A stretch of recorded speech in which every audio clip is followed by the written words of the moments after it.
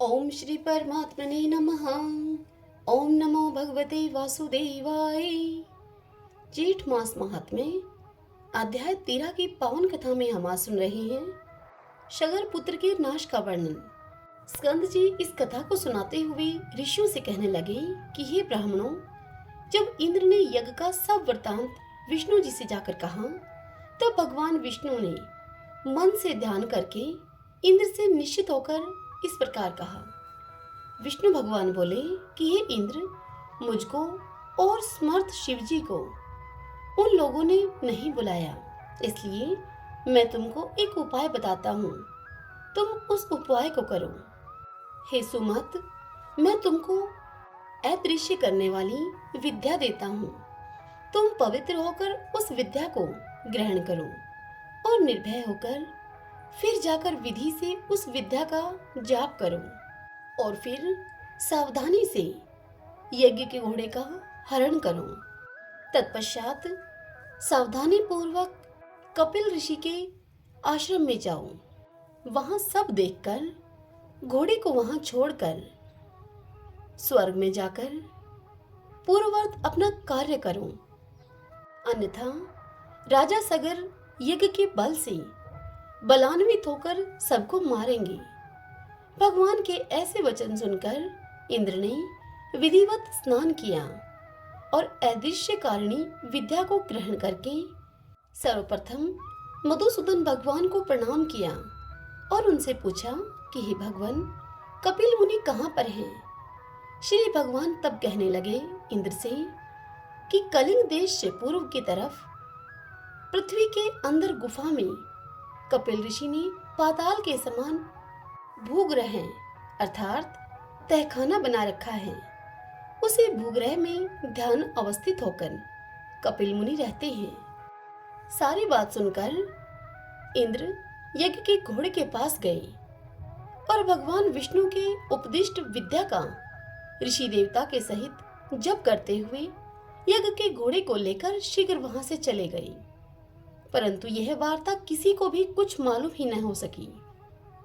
एकांत में ध्यान मगन कपिल मुनि को देखकर इंद्र ने विधि पूर्वक प्रणाम किया और यज्ञ के घोड़े को वहां पर बांधकर इंद्र अपने स्वर्गलोक को चले गए।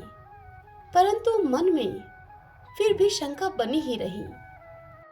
इधर जब यज्ञ के घोड़े के हरण हो जाने पर उसके रक्षक एक साथ अज्ञान से मोहित होकर सभी ने राजा सगर से आकर यह सारी वार्ता कही। घोड़ों के रक्षकों के यह वचन सुनकर शगर पुत्र यज्ञाश्व की खोज में दशों दिशाओं को गए। समस्त पृथ्वी तल के भाग को देखकर देवलोक देखने के लिए स्वर्ग को आए। इसके पश्चात नक्षत्र लोक गए और इंद्र की पुरी को भी गए।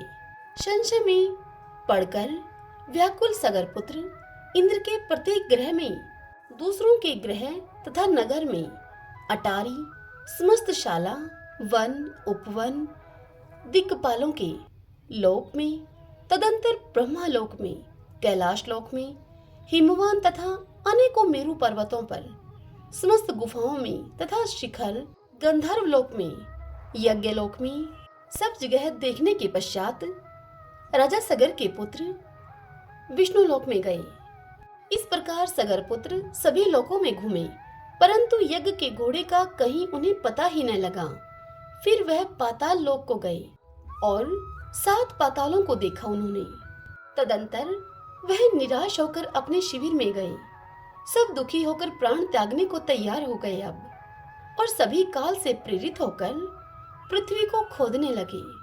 अकस्मात उस शिवर से मिला हुआ 100 योजन के विस्तार में इंद्रालय के समान और मनुष्यों से रहित दिव्य गहरी गुफा को देखकर सब के सब उस गुफा में चले गए। वहां जाकर कमल की रस्सी से बंधा हुआ यज्ञ के घोड़े को उन्होंने देखा और वहां पर ध्यान में मगन कपिल ऋषि को भी देखा, जो कि केवल मन से ही सृष्टि, संहार, शाप और अनुग्रह करने वाले हैं। ऐसे प्रभाव वाले कपिल मुनि को उन मूर्ख सगर पुत्रों ने चोर समझकर उनसे इस प्रकार कहा। वे बोले कि इसी ने घोड़ा चुराया है और अब यह भय से यहाँ ध्यान लगाकर बैठ गया है। हम लोगों के भय से ही यह पृथ्वी के नीचे घर बनाकर ऋषि के समान बैठा हुआ है। इस दुष्ट को अच्छी तरह बांधकर राजा सगर के पास लेकर चलेंगे। यह कहकर उन शूरवीर सगर पुत्रों ने बड़ा कोलाहल किया। तदंतर उन्होंने कपिल मुनि को बांध दिया तथा कुछ लोगों ने उन पर प्रहार भी किया। अपने ध्यान को त्याग कर जो ही कपिल मुनि ने उनकी ओर देखा, त्यों ही वे सगर के पुत्र कपिल मुनि की नेत्राग्नि से जलकर भस्म हो गए। इति श्री ज्येष्ठ मास महात्म्ये सगर पुत्र नाश वर्णनम 13 अध्याय संपूर्ण। हरि ओम तत्सत। ओम नमो भगवते वासुदेवाय। इससे आगे की कथा कल हम अगले अध्याय में सुनेंगे। आइए अब हम श्री राम कथा में सेतु महात्म्य को सुनते हैं। सूत जी ऋषियों से कहते हैं कि हे विप्रवरों, अगस्त्य तीर्थ में स्नान करने के पश्चात सब पापों से मुक्त होने के लिए परम पवित्र रामकुंड को जाएं। श्री रघुनाथ जी का वह पवित्र सरोवर पुण्यदायक तथा पापों का अपहरण करने वाला है। रामकुंड के किनारे किया हुआ थोड़ी दक्षिणा वाला यज्ञ भी पूर्ण फल देने वाला होता है। इसी प्रकार स्वा अध्याय और जप भी थोड़ा भी हो तो भी वहाँ पूर्ण फलद होता है। रामकुंड के किनारे मुट्ठी भर अन्न भी यदि वेदज्ञ ब्राह्मण को दिया जाए तो वह अनंत गुना फल देने वाला होता है। हे विप्रवरों, मुनिवर अगस्त्य के शिष्य एक मुनि थे जो कि अपने मन और इंद्रियों को संयम में रखते थे। उनका नाम सुतीक्ष्ण था। वे भगवान श्री राम के चरणारविंदों का चिंतन किया करते थे। वे भगवान का चिंतन करते हुए रामकुंड के तट पर अत्यंत दुष्कर तपस्या करने लगे। प्रतिदिन श्री रामचंद्र जी के षडाक्षर मंत्र रूप मंत्र राज का 5000 जप करते थे। आलस्य को छोड़कर श्री रघुनाथ सरोवर के जल में स्नान करते, भिक्षा के अन्न का नियम पूर्वक आहार किया करते और क्रोध को काबू में करके अपनी इंद्रियों को वश में रखते थे। इस प्रकार उनका बहुत अधिक समय व्यतीत हो गया। एक दिन सुतीक्ष्ण जी सीता के सहित श्री राम का हृदय में ध्यान करते हुए भक्ति पूर्वक उनकी स्तुति करने लगे। सुतीक्ष्ण बोले, हे जानकीनाथ, आपको नमस्कार है। विश्वामित्र यज्ञ की रक्षा का व्रत लेने वाले हे श्री राम, आपको नमस्कार है।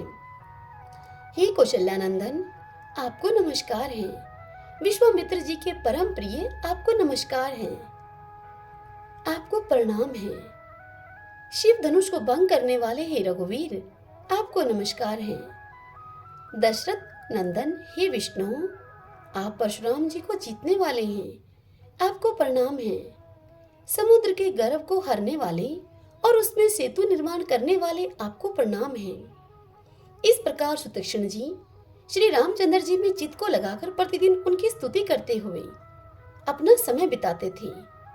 सदा श्री राम के षडाक्षर मंत्र का जप, उनकी स्तुति और रामकुंड में स्नान आदि करते हुए उनके श्री रामचंद्र जी में अत्यंत निर्मल एवं निश्चल भक्ति हो गई। उन्हें आत्म साक्षात्कार कराने वाला अद्वैत विज्ञान प्राप्त हुआ और बिना पढ़े ही तीनों वेदों का ज्ञान हो गया।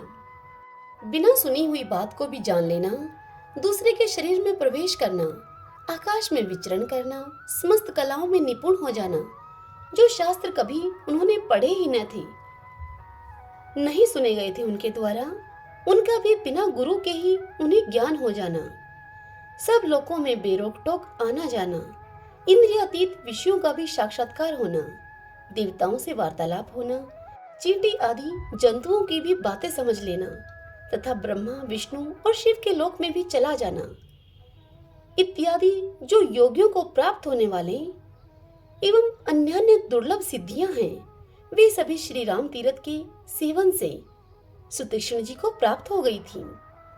उस तीर्थ का ऐसा ही प्रभाव है, वे बड़े बड़े पातकों का नाश करने वाला है, उसके द्वारा बड़ी बड़ी सिद्धियां प्राप्त होती हैं। वह अपमृत्यु निवारक, भोग मोक्षदायक तथा नरक संबंधी कलेशों को दूर करने वाला है।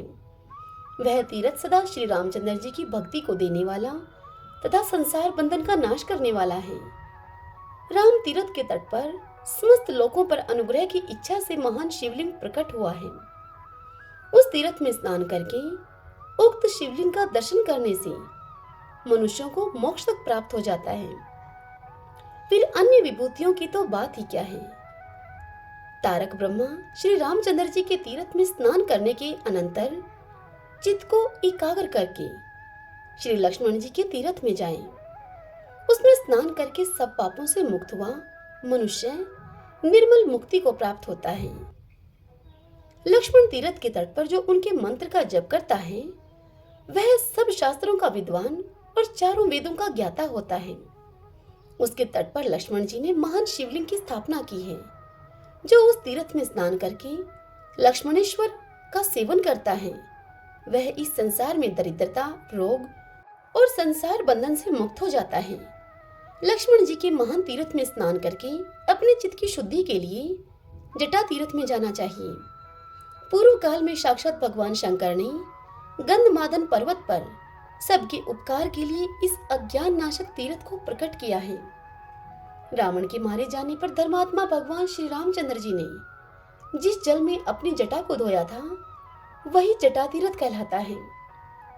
उसमें स्नान करने वाले मनुष्यों के अंतःकरण की शुद्धि हो जाती है, उससे ज्ञान होता है और उस ज्ञान से मनुष्य मोक्ष प्राप्त कर लेता है। वह अखंड सच्चिदानंद स्वरूप से स्थित होता है। पूर्व काल में मुनि श्रेष्ठ व्यास जी को प्रणाम करके शुकदेव जी ने उनसे पूछा कि हे तात, जिससे अंतःकरण की शुद्धि, अज्ञान का नाश, ज्ञान का उदय और अंत में सनातन मुक्ति प्राप्त हो, वह उपाय आप मुझे बताइए। तब उनसे व्यास जी बोले कि बेटा शुकदेव, महापुण्य में गंधमादन पर्वत पर जो राम सेतु है वहां सब पापों का नाश करने वाला जटा तीर्थ है। वह अविद्या की ग्रंथि को भेदन करने वाला, अंतःकरण को शुद्ध बनाने वाला तथा मनुष्यों के जन्म मृत्यु आदि भय का नाश करने वाला है। वहां दशरथ नंदन श्री रामचंद्र जी ने अपनी जटा धोई है और उस तीर्थ को यह वरदान दिया है कि यज्ञ, ज्ञान, जप और उपवास के बिना ही केवल जटा तीर्थ में स्नान करने मात्र से मनुष्यों की बुद्धि शुद्ध हो जाएगी। हे शुक बेटा, वरुण नंदन भृगु ने पूर्व काल में अपने पिता से जब बुद्धि को शुद्ध करने वाले शुभ एवं पावन उपाय के विषय में प्रश्न किया, तब वरुण ने उन्हें जटा तीर्थ में स्नान करने की सलाह दी। पिता के कहने से भृगु जी जटा तीर्थ में गए और वहां जाकर स्नान करने से उनकी बुद्धि शुद्ध हो गई। तत्पश्चात वे अद्वैत बोध प्राप्त करके अखंड सच्चिदानंद स्वरूप पूर्णतम परमात्मा रूप से स्थित हुए। इसी प्रकार शिवजी के अंश दुर्वासा भी जटा तीर्थ में स्नान करने से अंतः शुद्धि को प्राप्त होकर परमानंदमय हो गए। जो अपने अज्ञान का नाश चाहता है वह सब पापों का नाश करने वाला पुण्य में परम शुद्ध जटा तीर्थ में स्नान करे। इसलिए तुम जटा तीर्थ में जाओ और मन को शुद्ध करने वाले उस पुण्यदायक तीर्थ में स्नान करो। अपने पिता की यह बात मानकर शुकदेव जी महापुण्य में राम सेतु रूप गंधमादन पर्वत पर गए और शुद्धिदायक जटा तीर्थ में स्नान करने की इच्छा से संकल्प करके उसमें उन्होंने स्नान किया। इससे अंतः शुद्धि को पाकर अज्ञान का नाश हो जाने पर वे अपने परमानंद स्वरूप को प्राप्त हो गए। दूसरे लोग भी जो मन की शुद्धि चाहते हैं जटा तीर्थ में भक्ति पूर्वक स्नान करें। वेदों के प्रवचन से, पुण्य से, यज्ञ, दान, तप और व्रत से तथा उपवास, जप और योग से भी मनुष्यों के मन की शुद्धि होती है। किंतु परम पावन जटा तीर्थ में स्नान कर लेने पर इन पूर्वोक्त साधनों के बिना भी निश्चित रूप से मन की शुद्धि हो जाती है। इस प्रकार यह जटा तीर्थ का महात्म्य बतलाया गया। इस कथा को आगे सुनाते हुए श्री सूत जी कहते हैं कि हे विप्रवरों, सब पातकों का नाश करने वाले जटा तीर्थ में स्नान करके विशुद्ध चित्त वाला पुरुष लक्ष्मी तीर्थ को जाए। जो कामना मन में रखकर मनुष्य लक्ष्मी तीर्थ में स्नान करता है वह प्राप्त कर लेता है। लक्ष्मी तीर्थ बड़ी भारी दरिद्रता की शांति को देने वाला, महान धन धान्य की समृद्धि देने वाला, बड़े बड़े दुखों का नाश करने वाला और महान वैभव को बढ़ाने वाला है। वह स्वर्ग और मोक्ष को देने वाला, महान ऋण से छुटकारा दिलाने वाला तथा श्रेष्ठ पुत्र प्रदान करने वाला है। हे ब्राह्मणों, इस प्रकार यह लक्ष्मी तीर्थ का महात्म्य बतलाया गया है। इस तीर्थ में स्नान करने के पश्चात अग्नि तीर्थ को जाए, वह महापुण्यमय और महापातकों का विनाशक है। पूर्व काल में रावण को उसकी सेना के सहित मारकर तथा विभीषण को लंका का राजा बनाकर दशरथ नंदन श्री रामचंद्र जी जब सीता और लक्ष्मण जी के साथ सेतु मार्ग से गंधमादन पर्वत पर आए, तब लक्ष्मी तीर्थ के किनारे पर ठहरकर उन्होंने देवताओं, ऋषियों और पितरों के समीप वहां अग्निदेव का आह्वान किया। तब लक्ष्मी तीर्थ से कुछ दूर पर अग्निदेव महासागर से ऊपर उठे और मानव रूपधारी श्री रघुनाथ जी को देखकर उनसे इस प्रकार से बोले। अग्निदेव ने कहा, हे राम, राक्षसों को भय देने वाले महाबाहु श्री राम, आपने जो रावण का वध किया है वह जानकी जी के पातिव्रत्य धर्म के बल से ही संभव हुआ है। यह बात सत्य है, सत्य है, सत्य है। ये साक्षात जगन माता लक्ष्मी है। इन्होंने लीला के लिए मानव शरीर धारण किया है। जब आप देव शरीर में स्थापित होते हैं, तब ये भी दिव्य देह से आपकी सेवा करती हैं। आपने मानव शरीर धारण किया है, इसलिए ये भी मानव कन्या के रूप में प्रकट हुई हैं। आप भगवान विष्णु के शरीर के अनुरूप ही ये ही शरीर धारण कर लेती हैं।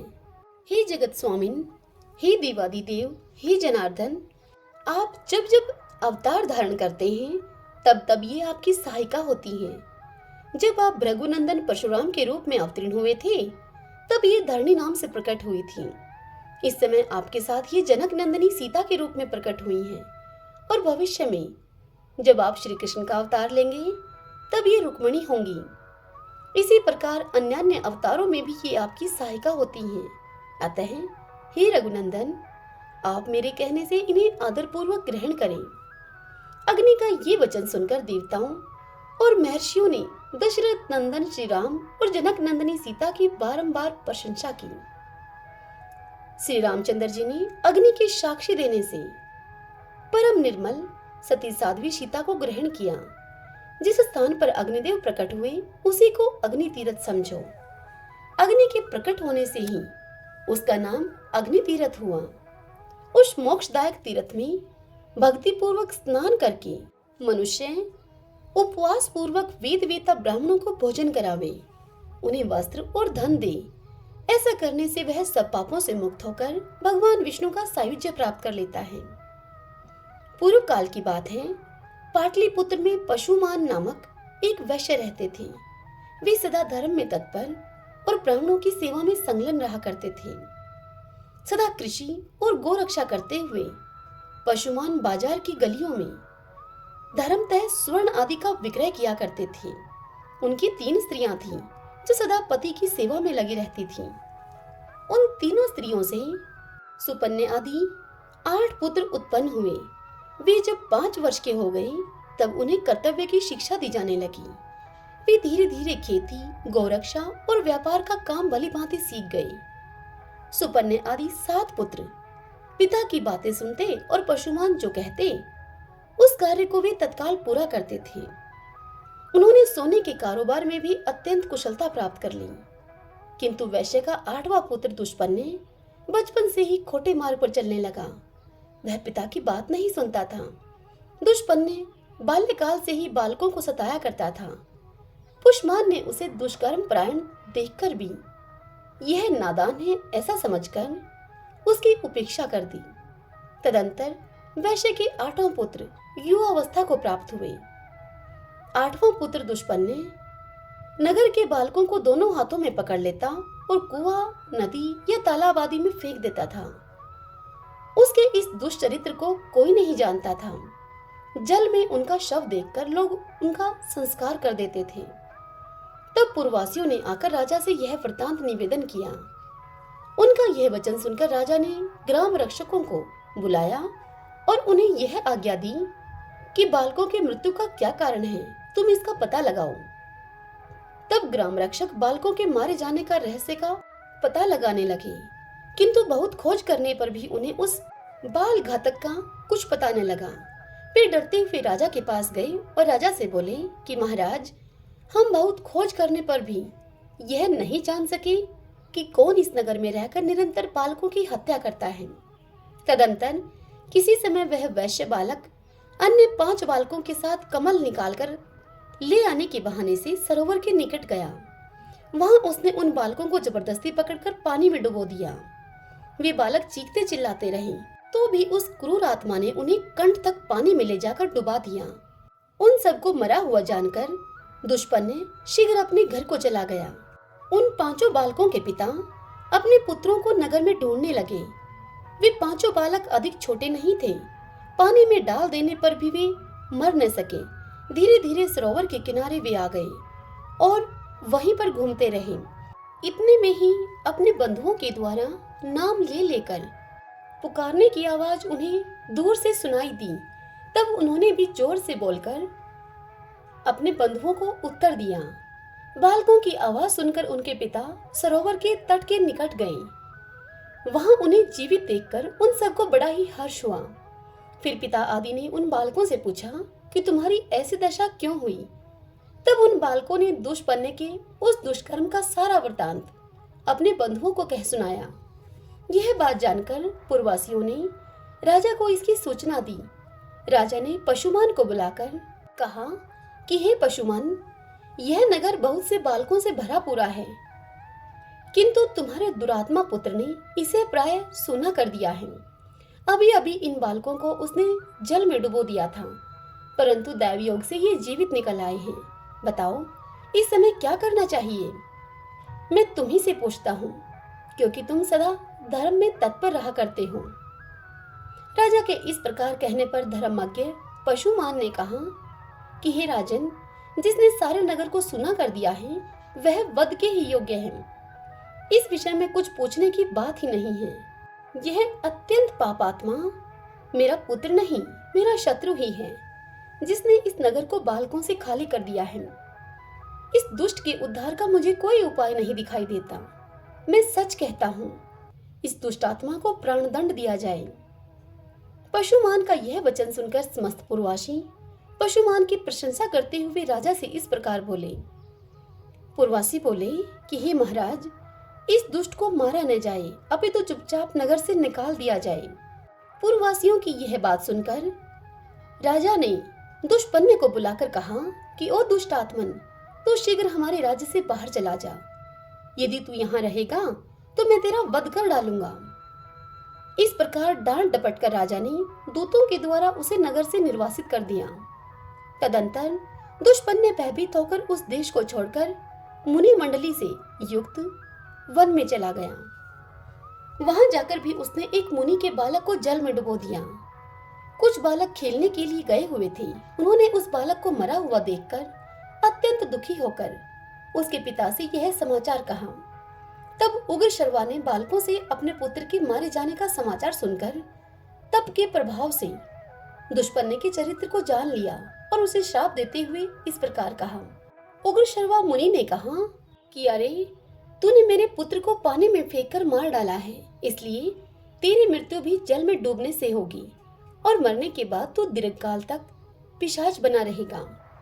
यह श्राप सुनकर दुष्पन्न को बड़ा दुख हुआ तथा वह उस वन को छोड़कर सिंह आदि क्रूर जंतुओं से युक्त दूसरे भयंकर वन में चला गया। वहां बड़े जोर की वर्षा और आंधी चलने लगी। दुष्पन्न ने देखा कि एक मरे हुए हाथी का सूखा कंकाल पड़ा है। उस समय आंधी और प्रचंड वर्षा के कष्ट को सहन न कर सकने के कारण वह उस हाथी के पेट की गुफा में घुस गया। फिर बड़ी भारी वर्षा हुई। जल का महान प्रवाह हाथी के पेट में भी भर गया। हाथी का शव उस महाप्रवाह में बहते बहते समुद्र में चला गया। दुष्पन्न उस जल में डूबकर क्षण भर में ही प्राणहीन हो गया। मृत्यु के बाद उसे पिशाच की योनि मिली। भूख प्यास से पीड़ित होकर वह भयानक रूपधारी पिशाच अनेक प्रकार के दुखों को सहता हुआ गहन वन में रहने लगा। एक वन से दूसरे वन में दौड़ता हुआ और कष्टों को भोगता हुआ वह कर्मशः दंडकारण्य में आया। वहां उसने उच्च स्वर से पुकार लगाई। उसने कहा कि हे तपस्वी महात्माओं, आप लोग बड़े कृपालु और सब प्राणियों के हित में तत्पर रहने वाले हैं। मैं दुख से अत्यंत पीड़ित हूँ। अतः मुझे अपनी दया दृष्टि से आप अनुग्रहित करें। पूर्व काल में मैं पाटलिपुत्र नगर में पशुमान का पुत्र दुष्पन्न नामक वैश्य था। उस समय मैंने बहुत से बालकों की हत्या की थी। अब मैं पिशाच योनि को प्राप्त हुआ हूँ। भूख प्यास सहन करने की मुझ में अब शक्ति नहीं रह गई है। अतः आप लोग कृपा करके मेरी रक्षा करें। हे तपोधनो, जिस प्रकार मैं पिशाच योनि से छुट जाऊं, आप वैसा प्रयत्न कीजिए।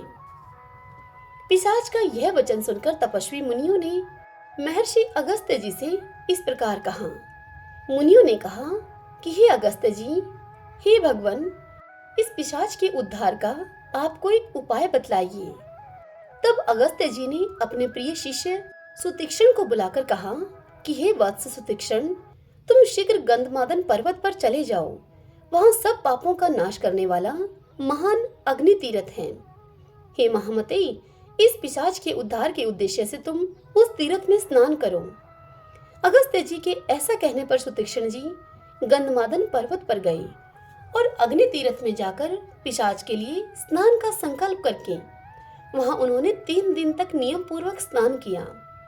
फिर रामनाथ आदि तीर्थों का सेवन और स्नान करके श्रेष्ठ ब्राह्मण सुतीक्ष्ण जी अपने आश्रम पर वापस लौट आए।